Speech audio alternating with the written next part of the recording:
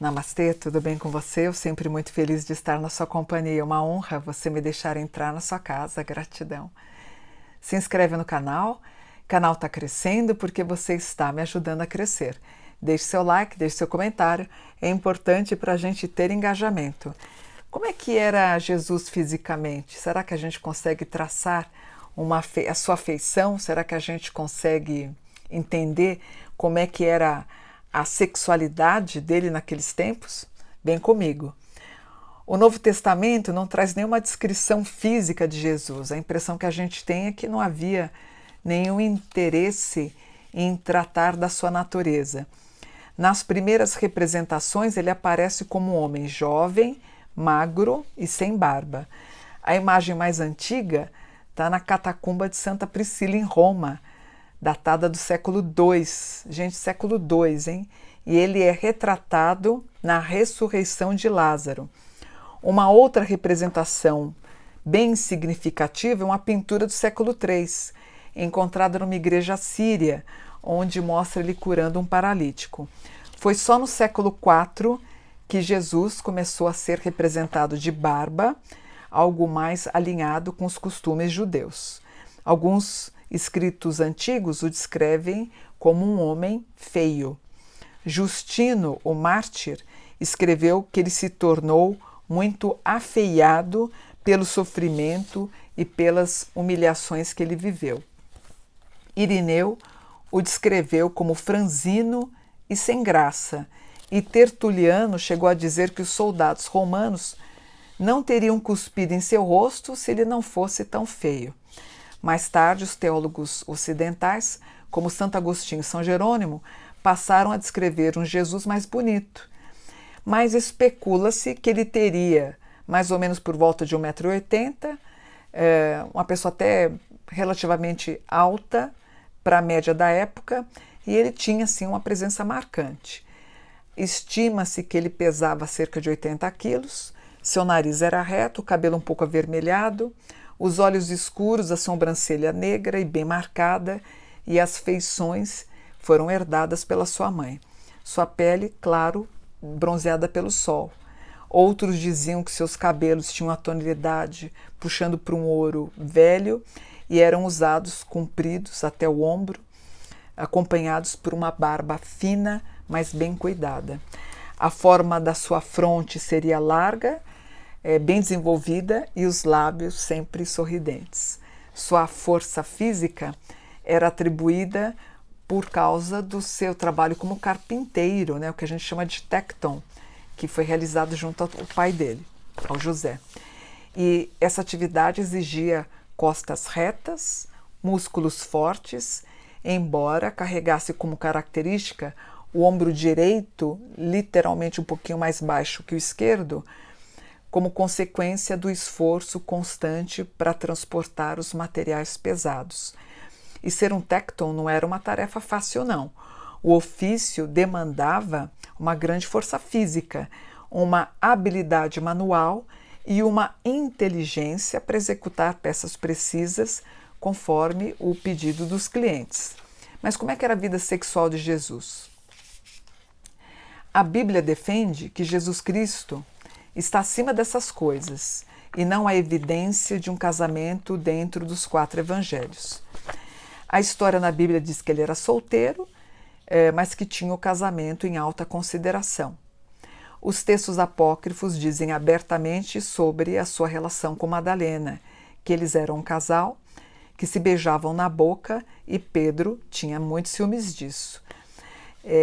E na Inglaterra foi muito insinuado que Jesus preferia homens do que mulheres. Um homem chamado Canon Hugh Montefiore, que era um teólogo anglicano, ele chegou a sugerir que Jesus poderia ter tido relações com outros homens. E ele se baseou numa análise em exemplos históricos citando Platão, Alexandre o Grande, Leonardo da Vinci e Michelangelo. Montefiore ele aponta para o seu relacionamento próximo entre Jesus e sua mãe como um possível indicativo de uma tendência homossexual. Mas, como pesquisador, eu discordo da visão dele, porque eu sempre vi Jesus muito distante da mãe, até mesmo frio. em sua relação com Maria. E esse distanciamento era muito comum na época. Já o teólogo historiador William Phipps, ele fala que Jesus noivou e se casou com Madalena. Essa é também a minha ideia. E se isso aconteceu, os evangelhos, eles se silenciam. E assim como os evangelhos se calaram por outros fatos. Mas assim, os apócrifos, eles falam sobre isso, né? Especular sobre o casamento de Jesus, claro que vai para o lado ficcional, né? Porque nós não temos nada na Bíblia. E o silêncio bíblico sobre a vida conjugal atinge os fiéis quase que de uma forma hipnótica. Não se pode tocar sobre o assunto. Isso, na verdade, é praticamente um dogma, né? O assunto é literalmente proibido.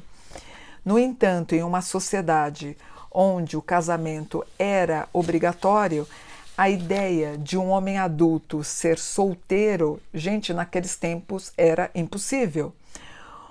Um homem solteiro era visto com muita desconfiança e muitas vezes motivo de zombaria, exceto homens eunucos, que os homens mutilavam, ou homens com limitações físicas. O que eram eunucos, né? Eram como se fossem secretários escravos das donas dos palácios, das donas das casas grandes. Então esses escravos eram mutilados, eles prestavam serviços na casa grande, vamos dizer assim. Então Jesus não ter uma mulher era muito estranho. Então ele era zombado. Então Jesus é um eunuco? Tem relatos de textos judaicos que caçoam de Jesus sobre isso. E em textos apócrifos, relatos, que eu trato disso no livro, onde Madalena e Jesus, porque assim, Madalena foi uma mulher muito culta e Jesus gostava de ouvi-la.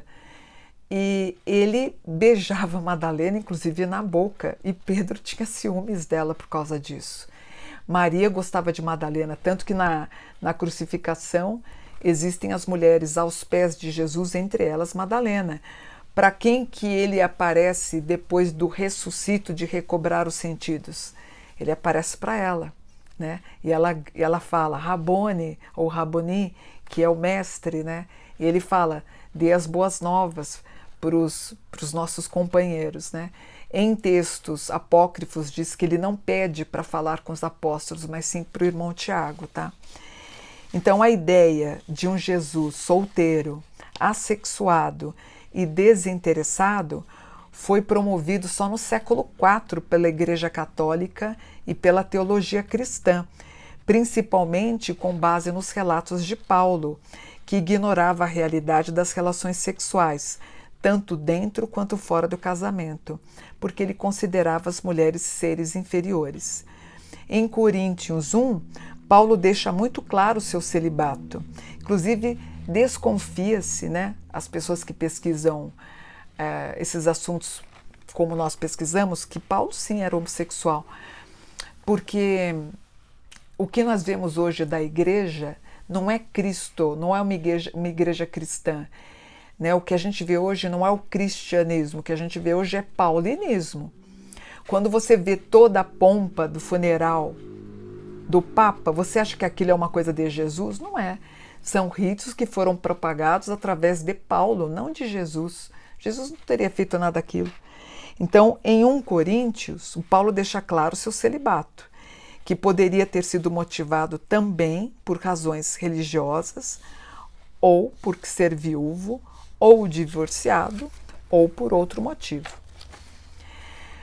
Paulo sempre teve dificuldades em lidar com a sua sexualidade, o que acabou influenciando a sua visão. Ele moldou suas doutrinas e crenças, que se espalhou ao longo do tempo. Tanto que os seguidores de Cristo nos outros séculos, muitos se mutilaram, eles cortaram, né, o seu órgão sexual para tentar ter uma vida casta como Cristo. Seguir Jesus como exemplo de castidade foi levado ao extremo, como acabei de falar. Orígenes de Alexandria, um teólogo cristão do século III, interpretou isso de forma literal. Há eunucos que a si mesmos se fizeram eunucos por causa do reino dos céus e optaram pela autocastração para evitar a tentação sexual. Em algumas comunidades cristãs, fizeram isso para tentar imitar e seguir as palavras de Paulo. Algumas interpretações literais de Mateus influenciaram movimentos religiosos, onde seguidores extremos realizaram atos de mutilação para afastar tentações, acreditando estarem cumprindo o chamado divino. Mas Jesus não pediu isso. Quem pedia isso foi Paulo, porque o que Jesus pediu? Se você quiser falar com meu Pai Deus, vá no seu quarto, ajoelhe-se em frente à sua esteira e reze o Pai Nosso. Ou deixe suas coisas, se esvazie do ego e me siga, né? Tem essa pureza de me seguir. É o que a gente não vê hoje. Você vê pelas redes sociais, você não vê esse esvaziamento, ao contrário, né? Você vê as pessoas enchendo os bolsos, é diferente. Então, como você percebe, quando eu escrevi o livro de Jesus, ficou tão claro como o cristianismo ele está totalmente um anticristo, né? Porque o que é o anti? Por exemplo, se eu estou com dor, eu tomo um anti-inflamatório para perder minha dor. Anticristo, contra o Cristo. O anticristo é uma visão materialista da vida. Quando você vê pastores enriquecendo, não usando o dízimo para a comunidade e enchendo os bolsos de dinheiro, é notório que isso vai contra o que Cristo, ou Cristal, pregou para as pessoas, concorda? Então, quando você vê alguém que promulga a ideia do bem, de fazer a caridade, de dar comida aos pobres nas ruas, de fazer ação comunitária, de pegar o dízimo, como muitos cristãos fazem para construir casa para os mais pobres, fazer doações, de morrer em prol de uma casa, isso sim é o verdadeiro cristianismo, concorda? Mas não o que a gente está vendo hoje. O que é dito é que falsos profetas iriam aparecer antes do fim dos tempos. O que é o fim dos tempos? Não é que vamos ter o fim dos tempos, é o fim da Igreja Católica, né? Porque nós temos 7 bilhões e tantos de pessoas, 1 bilhão e tanto de cristãos, 5 bilhões de pessoas propagam outras religiões. O islamismo está crescendo, o islamismo vai crescer a tal ponto que o catolicismo vai ser a segunda religião mais professada do mundo. O islamismo provavelmente vai crescer. Para Nostradamus, o fim dos tempos do catolicismo. Não é? Então é isso. Vou ficando por aqui. Espero que vocês tenham entendido. Namastê, gratidão por o dia de conhecimento.